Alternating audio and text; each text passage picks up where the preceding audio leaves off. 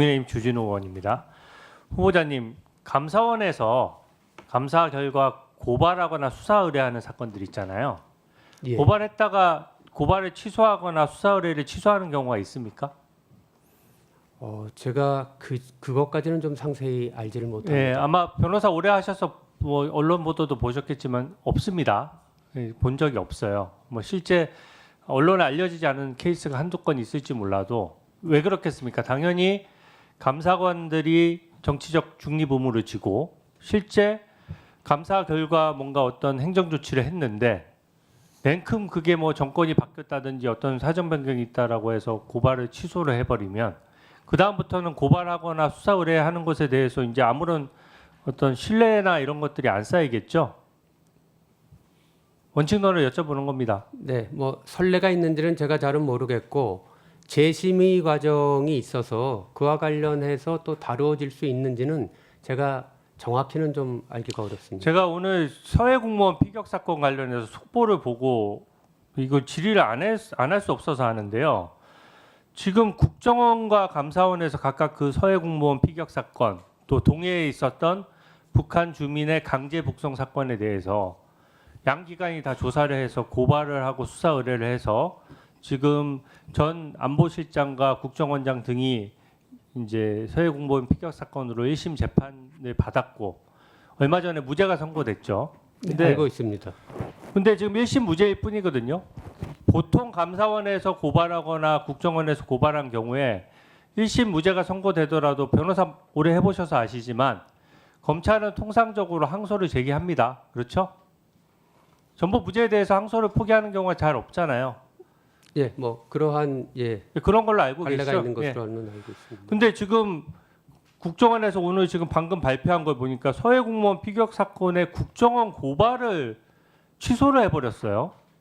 저는 이게 매우 문제라고 생각합니다. 국가기관이 정권이 바뀌었다라고 해서 기존에 다 조치했던 것들을 다 무위로 돌린다 그러면 이제 정권 바뀔 때마다 권력을 잡은 쪽은 면책이 되는 거예요. 제가 왜 이 말씀을 드리느냐? 감사원은 감사원장 후보자가 지금 감사원장 자리가 공석이기 때문에 지금 아무런 아직 조치를 안 했는데 제가 봤을 때는 지금 중앙지검의 박철우 지검장 같은 경우에는 대장동 항소 포기하는데 관여됐던 사람이거든요. 근데 지금 아까 말씀하셨다시피 1심에서 전부 무죄 난 것은 보통 상급심의 판단을 받는 것이 검찰의 원칙인데 아직까지 항소 제기하겠다는 얘기가 없고요. 국정원은 정말로 어이없게도 저는 이런 거 처음 봅니다.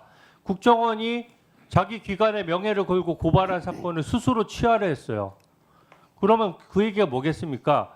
감사원에 대해서도 뭔가 오더가 떨어질 수 있다는 우려가 듭니다. 그래서 감사원에 대해서도 그 서해 공무원 피격 사건이나 동해 북한 주민에 대한 강제 북송 사건에 대해서 이미 조사한 결과를 뒤집기 위해서 다 고발 취하하라 이렇게 지시 내지 요청이 올 수 있는데 우리 후보자는 어떻게 생각하십니까?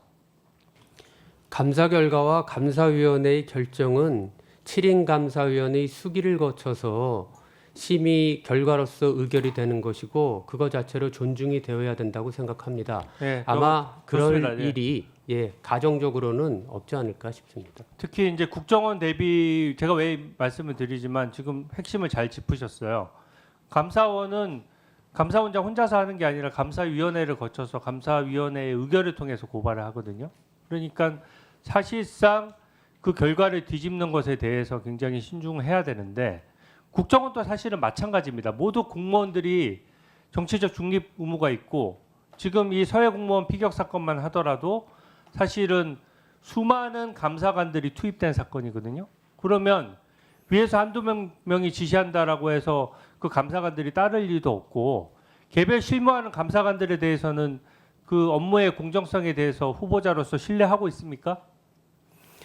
이번 운영쇄신 TF도 감사 결과 그 자체는 점검 대상으로 삼지 않았던 그러니까 것으로 개별 알고 감사관들, 있습니다. 실무자 감사관들에 대해서 신뢰하는지를 물었습니다. 제가 아주 후보자의 지위에서 신뢰의 어떤 또 신뢰한다 신뢰하지 않는다는 거에 대한 근거를 마련하고 있지 않기 아니 때문에 감사관들에 대해서 다만 신뢰를 못하면 우리 그 자리에 있을 수가 없는 거죠. 77년 된 제가 왜 이 점을 말씀드리냐면 감사원의 잠깐만요. 위상과 잠깐만요. 이 그 사명을 잘 알고 있습니다. 네. 이 운영쇄신 TF라는 것도 결과적으로 정권이 바뀌면은 이런 거 만들어서 기존 감사 결과를 다 뒤집으려고 하는 게 반복되면 지금 아까 후보자께서 말씀하셨던 감사원의 정치적 중립과 독립이 가장 먼저 흔들리는 겁니다. 거기에 대해서 감사원장으로서 확실하게 정치적 중립을 지키기 위해서 운영쇄신 TF도 이 운영 과정에서 기존 감사 결과를 뒤집기 위한 정치적 의도가 관여되면 안 된다고 보는데 어떻게 보세요? 위원님께서 감사원은 직무상 독립성과 정치적 중립성을 반드시 지켜야 한다라는 말씀을 하시는 거 꼭 유념해서 그 원칙에 어긋남이 없도록 감사원을 이끌도록 하겠습니다. 개인 신상과 관련해서 하나만 좀 확인할게요. 지금 서초동 아파트의 전세 5억 원에 지금 살고 계시는 거 맞습니까? 맞습니다. 네. 이 지금 뭐 이게 장모나 장인 어르신을 모시고 사시는 건가요? 아니면은 바로 옆에 있는 아파트입니다. 장인 장모의 집 바로 옆에 있는. 근데 이게 좀 문제인 것이 8년 4개월째 지금 소유권은 그 장모님 소유권이죠.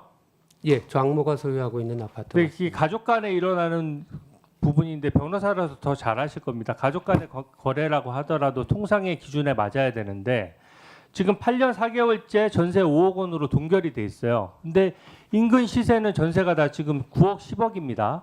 확인해서 아실 겁니다. 네. 그러니까 뭐 옆동에 산다라고 해서 이게 지금 증여세 이슈가 없을 수가 없는 거거든요. 이거 증여세 납부는 따로 안 하셨죠? 했습니다. 따로 했습니까? 임명동이 요청하기 전에 증여세 논란에 대해서 의심을 받지 않기 위해서 그러면 지명 후에 이제 그것을 납부했다는 얘기입니까? 네, 지명 후에 임명동이 전에 얼마 납부하셨습니까? 한 1,300만 원 가까운 1,200만 몇천 예.